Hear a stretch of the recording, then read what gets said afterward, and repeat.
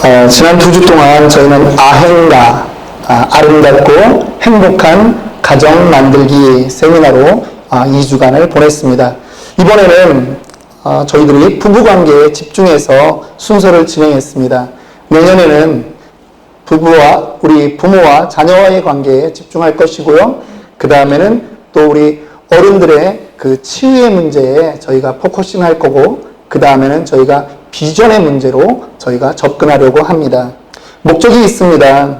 그저 나이스한 가정, 좋은 가정을 만들려고 하는 것이 아니라 믿음의 유산을 물려주는 위대한 가정을 만들고자 하는 것입니다. 부모의 역할은 자녀 인생에 믿음의 페이지를 열어주는 존재이기 때문입니다. 얼마 전 저는 다운타운에 있는 디즈니홀에서 열린 연주회에 참석할 기회가 있었습니다. 오케스트라의 음악이 연주될 때 피아노 주자와 함께 등장하는 사람이 있었습니다. 그는 피아니스트의 연주 흐름에 맞추어 악보를 넘겨주는 사람이었습니다. 이런 사람을 뭐라고 부르는지 아십니까? 이런 사람을 페이지 터너라고 그렇게 부릅니다. 한국말도 있습니다. 한국말에서는 넘순이, 넘돌이라고 합니다. 이렇게 졸업식장에 여학생이 졸업할 때요, 꽃 들고 오는 사람들을, 남자친구를 뭐라고 부르는지 아세요? 꽃돌이라고 부릅니다. 그런 것처럼 이렇게 악보를 넘겨주는 사람, 여자가 보통 많이 하니까 넘순이, 그리고 남자가 할 경우 넘돌이 이렇게 부르더라고요. 영어로는 페이지 터너라고 부릅니다. 이 사람들에게는 룰이 있습니다. 튀면 안 됩니다. 절대 튀면 안 됩니다. 그래서 화려하지 않은 수수한 검은색 옷들을 입게 합니다. 액세서리는 물론 금지됩니다. 악보를 너무 일찍 넘겨도 안 되고요. 너무 늦게 넘겨도 안 됩니다. 게다가 악보를 넘기면서 피아니스트를 건들면 절대 안 되는 것이죠. 이렇게 신경 쓰는 자리임에도 불구하고 그렇다고 그들의 이름이 올라가거나 박수를 받는 그러한 자리는 아닌 것입니다. 관객들은 그를 기억도 못합니다. 오늘 저희는 사도행전 11번째 강해 시간을 맞이하고 있습니다. 복음이 예루살렘에서 온 유다와 사마리아와 땅끝까지 퍼져나가는 그 현장을 지금 저희가 보고 있는 것입니다. 스데반이 죽게 되는 그러한 큰 박해를 통해서 빌립 집사가 이제 사마리아에서 복음을 전하게 됩니다. 오늘 본문에는 빌립이 그 에티오피아 사람에게 복음 전하는 장면이 기록되어 있습니다. 저는 이 전도자 빌립 집사의 그 삶을 살펴보면서 그의 일생이 바로 페이지 터너와 같지 않겠나, 그렇게 생각해 보는 것입니다. 빌립 집사가 찾아갔던 그 사마리아라고 하는 땅, 우리가 3주 전에 배운 그 땅은 결코 그가 원해서 간 곳이 아니었습니다. 사마리아라고 하는 곳은 박해를 피해서 어쩔 수 없이 간 것입니다. 밀려간 땅이라고 하는 것입니다. 그런데 그곳에서도 복음을 전하자 큰 부흥이 일어났습니다. 큰 기쁨이 임했던 곳입니다. 그렇게 사역을 하고 있는데 그 빌립에게 이제 하나님의 사자가 예루살렘에서 가사로 가서 광야로 나아가라라고 명령을 하고 있습니다. 오늘 이 성령의 명령에 반응하는 그 빌립 집사의 모습을 한번 살펴봅시다.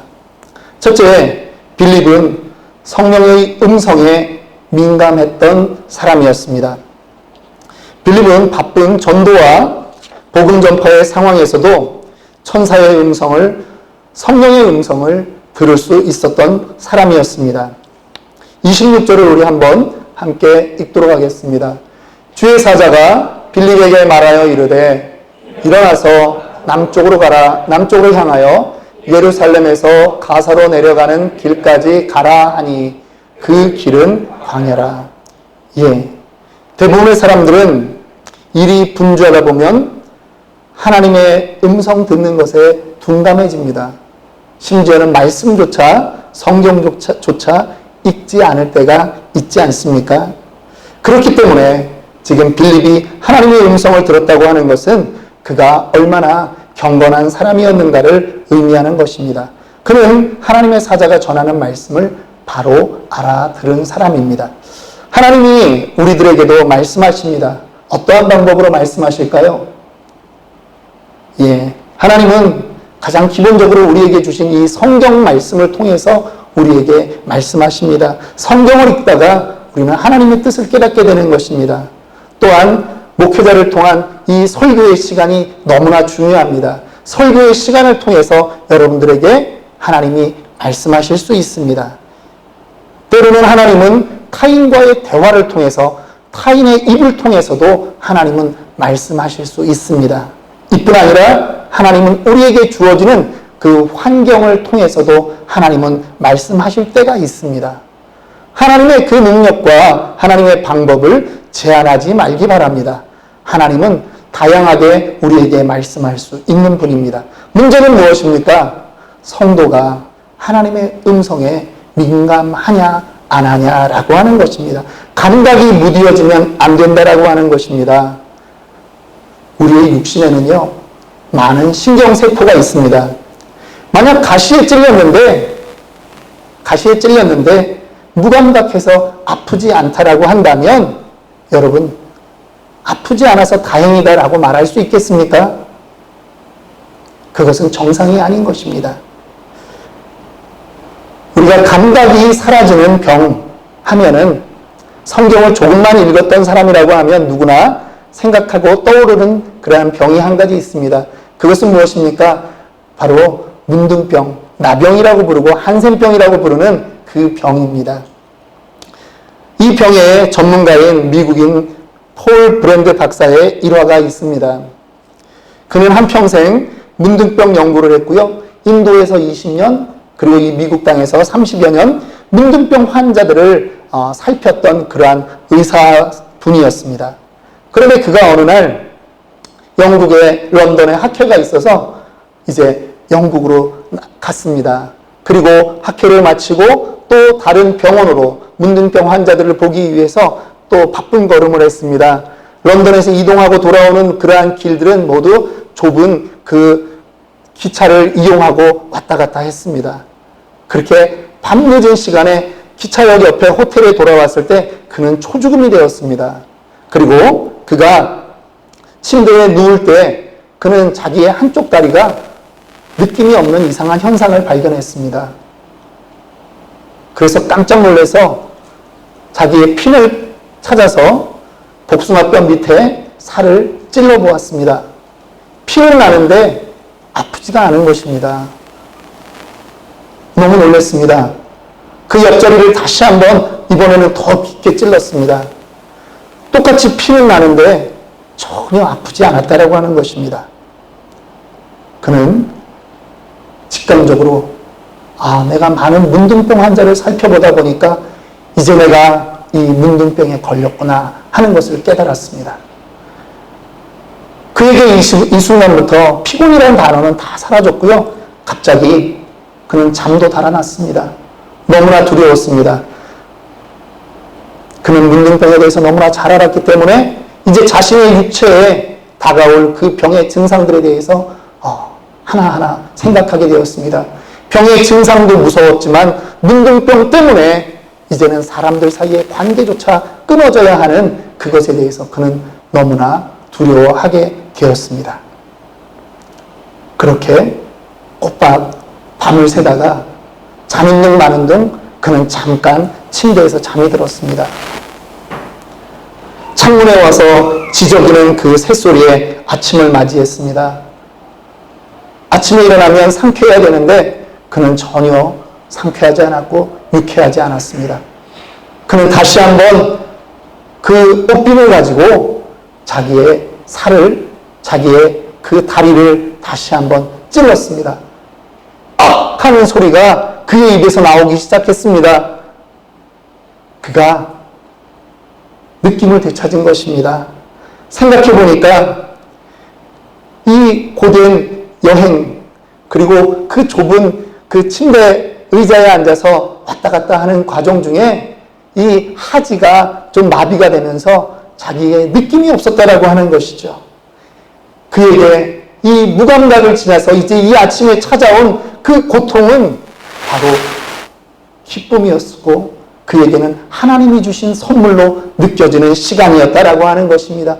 그래서 그가 쓴 책이 있습니다. 두란노 서점에서 나와 있는데요. 고통이라는 선물. 고통이라고 하는 선물. 여러분, 누가 고통을 원하겠습니까? 고통이 은혜가 될 수 있겠습니까? 될 수 있습니다. 때로는 고통이 감사가 될 수 있고 때로는 고통이 은혜가 될 수 있다라고 하는 것입니다. 오히려 고통을 못 느낀다면 그것이 더 큰 문제라고 하는 것이죠. 성경은 우리에게 민감하라고 요구하고 계십니다. 하나님은 늘 우리와 대화하기를 원하십니다. 그러나 우리는 귀를 닫고 있지는 않습니까? 여러분은 하나님의 음성을 듣고 계십니까? 우리 안에 외치는 성령의 음성에 빌립 집사처럼 그렇게 민감하게 반응하는 저와 여러분들이 되기를 축원합니다. 두 번째, 빌립은 성령의 명령에 순종했던 사람입니다. 빌립은 하나님 사자의 이 음성을 듣고 그는 광야로 나아갔습니다. 순종했습니다. 빌립이었으니까 쉬웠을까요? 저는 그렇게 생각하지 않습니다. 그렇게 쉽지는 않았을 것입니다. 왜냐하면 지금 빌립 집사가 그 사마리아에서 최초로 복음을 전하면서 그곳에 큰 부흥이 일어났기 때문입니다. 우리 목사의 입장에서 말하면요, 그곳에 내가 전도하자마자 큰 교회가 하나 세워졌다라고 하는 것입니다. 그런데 그것을 버리고 큰 목회지를 버리고 지금 사람도 없는 광야라고 하는 곳으로 가야 된다라고 한다면 그것이 그렇게 쉽지는 않았을 것이다 라고 하는 것입니다. 여러분들도 여러분의 삶에 많은 유익된 것을 버리고 어딘가로 가야 된다라고 하면 그 결정이 그렇게 쉽지는 않지 않겠습니까? 더군다나 하나님이 가라고 하는 곳은 어디입니까? 광야입니다. 광야. 빈들로 나가라고 하는 것입니다. 여러분, 혹시 지금 여러분의 서 있는 그 자리가 광야라고 생각되지는 않으십니까? 원치 않는 땅, 사마리아도 힘들었는데 지금 거기서 더 밀려나서 광야라고 하는 곳, 거기로 가야 된다라고 하면, 아니 혹시 여러분들이 지금 서 있는 자리가 그렇게 느껴진다라고 하면 어떠시겠습니까? 그때는요, 즐거움이 없습니다. 힘이 나지 않습니다.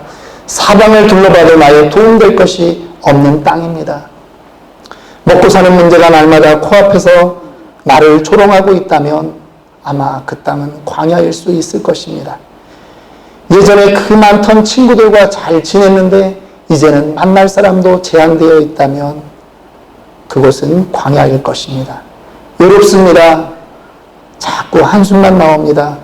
그러면 광야에 사는 것일 것입니다. 그러나 여러분, 비록 기대할 것이 없는 광야라 할지라도 그 자리에서 하나님을 만날 수 있다면, 하나님만을 만난다면 기적을 맛볼 수 있기를 믿으시기 바랍니다. 빌립은 하나님의 명령에 순종했습니다. 이 순종은 도대체 광야, 거기에서 얼마나 머물러야지 되는지 빌립은 알지 못하는 상태에서 했던 순종인 것입니다.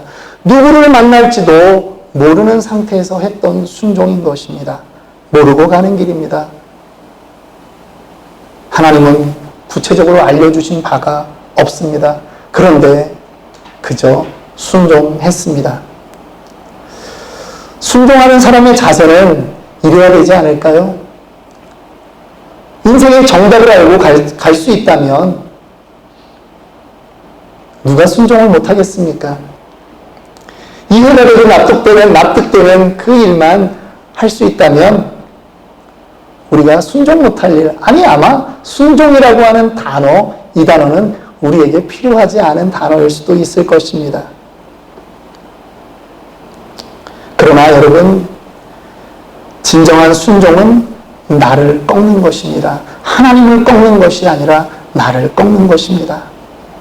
다만 우리는 하나님이 결코 우리를 실망시키지 않는 분이라는 것만 믿고 가면 되는 것입니다. 그 순종의 길을 갈 때 하나님이 베푸시는 기적과 같은 축복을 주실 것을 믿고 가는 것입니다. 순종이 쉽지 않다는 것은 우리가 요나 선지서를 통해서도 우리가 잘 알고 있습니다. 그는 니느웨로 가라고 하는 하나님의 음성을 들었습니다. 하지만 자신의 생각이 더 강했습니다. 니느웨 백성들, 그가 생각할 때 그는 자기의 원수였습니다. 악한 자들이었습니다. 구원받지 않아도 될 백성이라고 생각했습니다. 자신의 생각으로 그는 순종하지 않았다는 것입니다. 그는 정반대의 길, 다시스로 가는 길을 선택했습니다. 순종이란 이렇게 어려운 것입니다. 자기의 생각이 불쑥불쑥 올라오기 때문에 어렵다라고 하는 것이죠. 존 비비오 목사님이 쓴 순종이라고 하는 책을 보았습니다. 그 책에 보면은요, 이 순종이라는 말을 이렇게 해석하더라고요. 같은 비전을 갖는 것이다 라고 해석을 했습니다. 같은 비전을 갖는다. 그래서 그 책에서는 순종의 반대말을 정의합니다. 저는 여태까지 순종의 반대말은 불순종이라고 생각했습니다. 그런데 순종의 반대말은 불순종이 아니라 분열이라고 하는 것이죠. 디비전이라고 하는 것입니다. 분열. 이 단어, 디비전이라고 하는 단어는 두 단어로 형성되어 있습니다. 둘을 의미하는 D자와 비전이라고 하는 단어가 연결되어 있다고 하는 것이죠. 두 가지 생각, 하나님의 비전에 나의 생각을 완전히 없애지 못했을 때 불순종이 되는 것이며 분열이 되는 것입니다. 나의 생각을 접어야 하는 것입니다. 빌립의 순종이 빛났던 것은 같은 상황에서 자신의 생각을 접었기 때문입니다. 빌립의 적극적인 순종을 보여주는 두 단어가 있습니다. 27절에 보니까 그러나 그가 일어나 가서 보니 벌써 그는 그 명령을 듣고 일어났습니다. 그리고 갔습니다. 30절에 보니까 빌립이 달려갔다라고 얘기하고 있습니다. 그가 성령의 명령에 그는 지체하지 않고 달려갔습니다. 즉각적이었고 아주 적극적인 순종이었다라고 하는 것입니다. 그랬더니 하나님이 만나게 할 사람들을 만나게 해 주셨다라고 하는 것이죠. 멸시받던 사마리아인을 전도했던 빌립이 이제는 아프리카 사람을 전도하게 된 것입니다. 사도행전 1장 8절은 우리에게 이렇게 말씀합니다. 예루살렘과 온 유대와 땅끝까지 이르러 내 증인이 되라고요.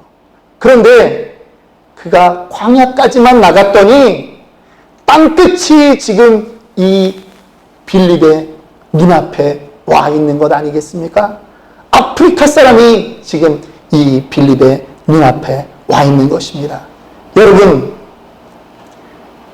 낚시를 하는 사람이 낚시를 나갔는데 고깃대를 만났는데 두려워하겠습니까? 우리는 사람 낚는 어부입니다. 고깃대를 만났는데 두려워하면 되겠습니까? 즐거워해야죠. 그 빌립은 담대히 이 아프리카 사람에게 다가가는 것입니다. 세 번째입니다. 빌립은 이 에디오피아 내시에게 담대히 복음을 전했습니다. 빌립이 광야에서 마주친 그 일행들은 바로 아프리카, 특별히 이디오피아 내시였습니다. 그냥 내시가 아니라요, 여왕 간다게의 국고를 담당하는 재정을 맡아보는 그러한 내시였다라고 하는 것입니다. 그의 행렬이었습니다. 우리식으로 말하면 기획재정부 장관, 아니 경제부총리급에 해당되는 사람의 행렬이었다라고 하는 것이죠. 성경에는 이 에디오피아를 구스 혹은 시바라고 하는 그러한 지명으로 보통 말하고 있습니다. 열왕기상과 역대하에 우리는 솔로몬의 그 지혜를 배우기 위해서 왔던 스바의 여왕을 우리는 잘 알고 있습니다. 이 이디오피아의 역사는요, 이 시바의 여왕이 솔로몬을 만나고 돌아왔을 때 이미 임신 중이었다라고 그렇게 기록을 합니다. 그리고 그가 낳은 아들 메넬리크 1세 황제를 솔로몬의 아들로 인정합니다. 그리고 이 이디오피아 사람들은 지금도 자기네들을 유태인의 후손이다, 솔로몬의 후손이다 이렇게 말하는 것입니다. 당연히 그들에게 성경이 있었고요. 그들이 유태교를 믿었던 것입니다. 이 이디오피아 내시는 신실한 유대인이었던 것이지요. 그가 예배를 드리기 위해서 예루살렘에 왔다가 이제 돌아가는 길이 되었던 것입니다. 그는 예배를 사모해서 그 먼 길을 온 사람입니다. 지금 이 시간에도 아프리카 이디오피아에서 지금 이스라엘까지 가는 길은 그렇게 쉬운 길이 아닙니다. 그런데 그는 예배를 드리기 위해서 그 길을 따라왔던 사람이라고 하는 것입니다. 그런데 그 자신이 문제가 있습니다. 무슨 문제입니까? 성경은 그를 내시라고 기록하지 않습니까? 내시는요, 구약의 법에 의하면 성전 안에 들어갈 수 없는 사람입니다. 그런데 그가 예배를 사모하는 마음으로 지금 예루살렘까지 왔다라고 하는 것입니다. 그가 몰랐을까요? 아닙니다. 그는 지금 구약을 읽고 있는 사람입니다. 구약에 대해서 정통한 사람입니다. 그런데 무려 2000km나 넘는 그 길을 왔을 때 그는 예배 드리는 그 자리에는 못 들어간다 할지라도 그곳에서 호흡만 해도 행복하겠다라고 하는 그 마음으로 왔다라고 하는 것입니다. 그에게는 예배에 대한 사모함과 목마름이 있었습니다. 여러분들은 어떠십니까? 여러분들에게도 사모함과 목마름이 있으십니까? 만약 우리에게 예배에 대한 간절함이 없이 그저 때가 되었기 때문에 예배를 드린다라고 한다면 심판의 때에 이디오피아 내시가 우리를 향해서 심판의 말을 할 것을 여러분 기억하시기 바랍니다. 이제 빌립에게 성령님이 말씀하십니다. 수레로 가까이 가라. 29절입니다. 성령이 빌립더러 이르시되 이 수레로 가까이 나아가라 하시거늘 순종해서 이제 빌립이 내시가 탄 그 병거 옆으로 갔습니다. 가서 보니까 이사야서를 읽고 있는 것입니다. 특별히 이사야 53장입니다. 30절 말씀, 빌립이 달려가서 선지자 이사야의 글 읽는 것을 듣고 말하되 읽는 것을 깨닫느냐. 여러분, 전도할 때 가장 중요한 게 뭔지 아십니까? 타이밍입니다. 타이밍. 그리고 그가 하는 그 일에 대해서 관심을 보여주는 것이 전도의 가장 중요한 첫 번째 스텝인 것입니다. 31절 우리 함께 읽어보도록 하겠습니다. 대답하되 지도해주는 사람이 없으니 어찌 깨달을 수 있느냐 하고 빌립을 청하여 수레에 올라 같이 앉으라 하니라. 여러분, 오늘 이 내시의 말, 지도해주는 사람이 없으니 어찌 깨달을 수 있느냐, 이 말이 이 땅에 사람들이 영적으로 탄식하는 그러한 외침으로 듣기를 축원합니다. 로마서 10장 14절은 이렇게 말합니다. 그런데 그들이 믿지 아니하는 일을 어찌 부르리요? 듣지도 못한 일을 어찌 믿으리요? 전파하는 자가 없이 어찌 들으리요? 아마도 내시는 성경을 읽으면서도 정말 답답했을 것입니다. 이사야서 53장을 읽고 있는데 이해가 안 된다는 것입니다. 페이지가 넘어가지 않는 것입니다. 다음 페이지로 넘어가야 하는데 읽어도 이해가 되지 않습니다. 그 누구도 그의 문제를 해결해 주지 않고 그의 페이지를 넘겨주지 않는 것입니다. 32절, 33절 유명한 말씀입니다. 같이 읽습니다. 읽는 성경 구절은 이것이니 일러스되 그가 도살자에게로 가는 양과 같이 끌려갔고 털 깎는 자 앞에 있는 어린 양이 조용함과 같이 그의 입을 열지 아니하였도다. 그가 굴욕을 당했을 때 공정한 재판도 받지 못하였으니 누가 그의 세대를 말하리요? 그의 생명이 땅에서 빼앗김이로다 하였거늘. 그가라고 하는 말은 많이 나오는데 그가 도대체 누구인지 모르겠다라고 하는 것이죠. 그래서 페이지가 안 넘어가는 것입니다. 궁금증과 갈증으로 그 페이지가 멈춰 있었습니다. 바로 그 페이지를 넘겨준 사람, 그가 빌립입니다. 이제 그에게 빌립이 예수 그리스도를 소개합니다. 35절에 빌립이 입을 열어 이 글에서 시작하여 예수를 가르쳐 복음을 전하니, 이사야 53장에 나타난 그가 바로 우리를 위해 고난받은 어린 양 예수 그리스도라고 하는 것을 전파하는 것입니다. 만약 우리 칭호별로 아름다운 교회 성도가 있었다면 어떻게 얘기했을까요? 이렇게 얘기하지 않았을까요? 혹시 복음이란 말을 들어보셨습니까? 복음이란 예수 그리스도께서 우리의 죄를 대신하여 십자가에 못 박혀 죽으시고 부활하셨다는 것입니다. 아마 우리에게 그 기회가 왔다면 여기에 계신 모든 분들이 그 복음을 아마 정확하게 이야기했을 것입니다. 빌립의 복음 전파는요, 단지 이사야서라고 하는 그 성경의 페이지만을 넘겨준 것이 아니었습니다. 빌립은 이디오피아 내시 인생의 문제에 그 페이지를 넘겨준 것입니다. 누구를 통해서요? 예수 그리스도를 통해서요. 내시의 인생이 바뀌었습니다. 36절입니다. 길 가다가 물 있는 곳에 이르러 내시가 말합니다. 보라, 물이 있으니 내가 침례를 받음에 무슨 꺼리낌이 있느냐. 우리 한글 성경에 37절은 기록되어 있지 않지만 다른 사본에는 이렇게 기록되어 있습니다. 빌립이 이르되 네가 마음을 온전히 하여 믿으면 가하니라.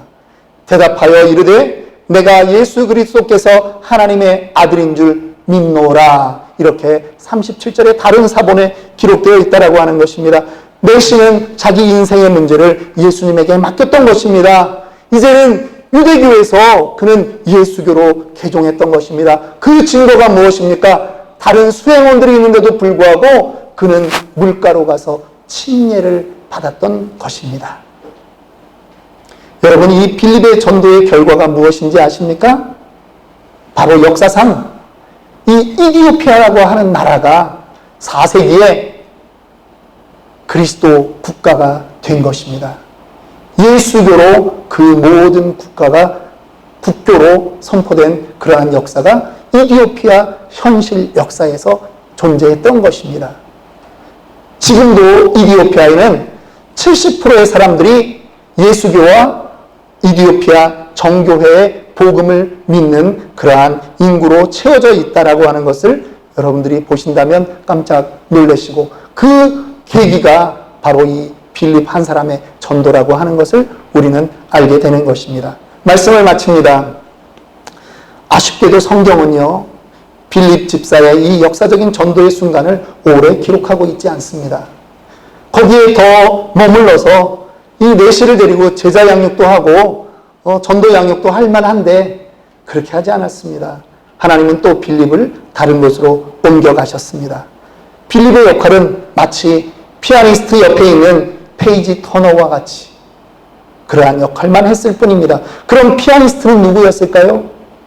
선교의 주체는 빌립이 아니라 바로 성령 하나님인 것을 우리는 믿습니다.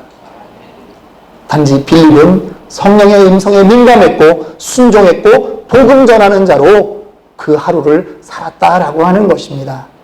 빌립은 바로 우리 전도자의 모델입니다. 우리도 복음을 모르는 사람들에게 오직 예수만 전하는 그러한 전도자가 되기를 원합니다. 우리 한국은 개신교 역사가 140년밖에 되지 않습니다. 그런데요, 이 길지 않은 역사 속에 8대째 예수를 믿는 가정이 있어서 소개하는 것으로 마치려고 합니다. 5년 전 103세의 나이로 돌아가신 방지일 목사님의 가정입니다. 이 가정은 방지일 목사님의 그 할아버지 방만준이라고 하는 그 할아버지가 지금 이 도표의 가계도의 맨 위에 계신 분입니다.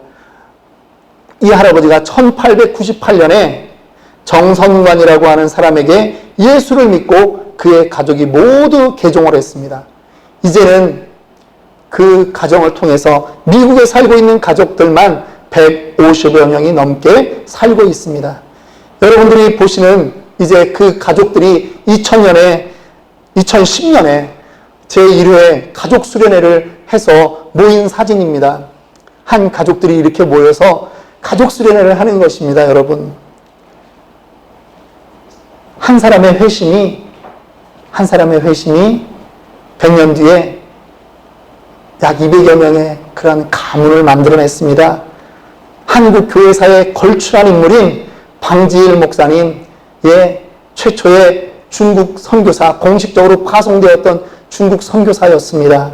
그리고 여러분 이름만 되면 알만한 이랜드의 그 사목으로 사역하셨던 방선기 목사님이 또 이 방지일 목사님의 조카입니다. 이 가정에서 목사가 23명 나왔고요. 선교사가 7명, 장로가 18명, 권사 17명, 박사 18명, 의사 21명, 교수 13명, 미국 연방 판사가 2명, 그 외에도 더 많은, 이건 방씨만 얘기한 겁니다. 사위들 이렇게 치고 외가 쪽으로 치면 더 많은 그러한 인물들이 배출되었습니다. 누구 때문입니까? 한 사람의 회심, 한 사람의 예수 믿은 사람 때문에 이 가정이 바뀐 것입니다. 사실 우리는요, 정든 집과 조국이라고 하는 그 곳을 떠나서 이 땅, 미국에 와서 살고 있습니다. 이 땅이 사마리아 같기도 하고 광야 같기도 합니다. 그런데 이 사마리아와 광야에는 반드시 하나님이 우리에게 만나게 해주는 그 이디오피아 내시와 같은 사람이 있다라고 하는 것입니다. 먼저 복음을 들은 우리에게 복음을 전하게끔 해야 되는 그 영적인 갈급함이 있는 사람들이 이 땅에는 분명히 있다라고 하는 것이죠. 여러분들 주변에 하나님이 붙여준 사람은 과연 누구입니까? 이제 복음이 필요한 그들에게 담대히 예수 복음을 소개해 보시지 않겠습니까? 그러므로 그들의 그 막힌 듯한 인생의 한 페이지를 열어주는 사람, 페이지를 넘겨주는 그 사람이 바로 저와 여러분이 되어보시지 않겠습니까? 우리 함께 한번 찬양하겠습니다.